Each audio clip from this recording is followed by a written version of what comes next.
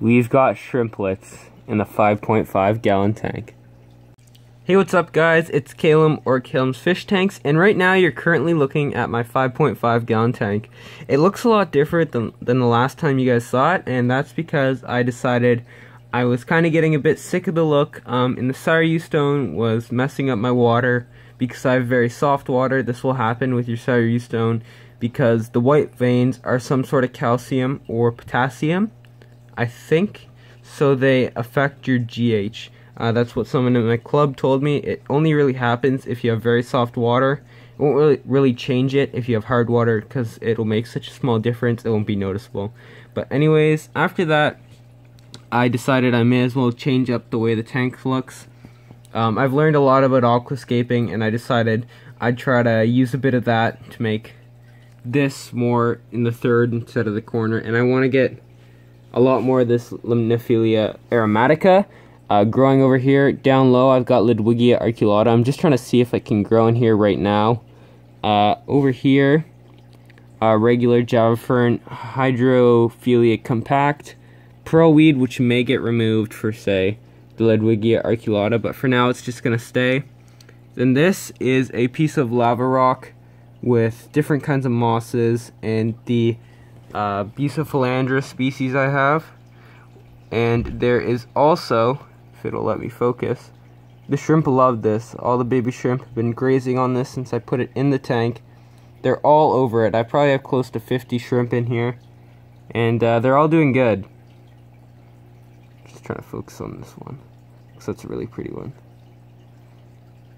And then I also have the cryptocorn in the background and the dwarf hairgrass up here. I've been leaving a bit of the algae on the glass, but I just cleaned it up for the sake of this video. I left it on that side just for the cherry shrimp, not cherry shrimp, just blue carbon release shrimp to graze. I currently have 4 buried shrimp in here as well, so I'm getting loaded up on babies, and hopefully soon I'll be able to start growing them up and selling them. Looking at my flandre, it's become one of my favorite plants, and pretty soon I'm going to be getting some more. So my club has decided to do a group order from Lizzie's Fishies. She's a Canadian hobbyist who grows plants, and she is selling a bunch of different kinds of flandre. So my club is doing a group order from her, and I'm going to get a few flandre from her, and that should be happening Monday or sometime soon. So I'm going to get them, bring them in, and show you guys how they're packed, what you can expect, and then hopefully they come in great. And if you guys are interested in that, you can subscribe to my channel for when I get the buse. But anyways, on to my fishbowl. This is just a little sneak peek at a project I'm working on for a contest that'll be happening May 29th in my club. And then you'll hear more about what this is, but this is just a little sneak peek for now. So here's a 10-gallon tank. It doesn't look too different, but there's 2 new additions to help me clean up this tank a bit. There's one right there. I got 2 corridoras that used to be my little brother's. He removed them from his tank, and I took them in this tank because I was thinking of getting some sort of corridoras. I would have went with the pygmy, but it turned out my beta was sort of beating them up. The other one has pretty ripped up fins. I don't know where he is right now, but he's doing a lot better now, and they're starting to grow back. The Endler colony, I haven't noticed any babies for a while, so I'm letting the duckweed on the top grow back a bit, so hopefully that'll help me out. And also, with my brother's tank, the peacock gudgeon has also moved into my 40 breeder, and all that he has left now in that tank is the pleco. Unfortunately, the beta passed away. I checked his water parameters, and they're all good. His nitrates were at 10. It didn't, like, there was nothing that could have taken him out except for the pleco, which I don't really expect.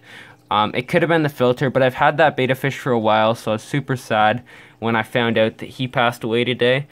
But, yeah, he lived a long life. He lived most of his life in 10-gallon tanks in a 5 for a while. But, I gave him a good life, I think, at least. But I wish, I hope it wasn't anything we did that caused him to pass away. But anyways, now on to something else. Here is an update on the immersed setups I set up. This was the first one. This is the one I added too much water to, but I removed the Monte Carlo because that's the one I cared about the most. And now I'm growing Ludwigia SP Red, it's doing okay so far, and also the Stargoni repens. Not doing great because it's submerged in water, but it's put up 2 sets of new leaves. The next one, we're going to skip over that one, is this one. I'm growing Hygrophila compact, Ludwigia species red, which is doing really good, really red whenever it gets new growth. It was extremely red a while ago, but now it's sort of dulled out. And then Echinodorus tenalis green. And the last one is this one. I'm growing lots of Monte Carlo, which I'll be using in that bowl, hopefully, if I can grow it out in time. But yeah, this is the immersed setups. They're working out great, so I may do a video all about how you can set these up yourself. But anyways, that's it guys for this video. Thank you guys for watching. This was Callum's Fish Tanks. Bye.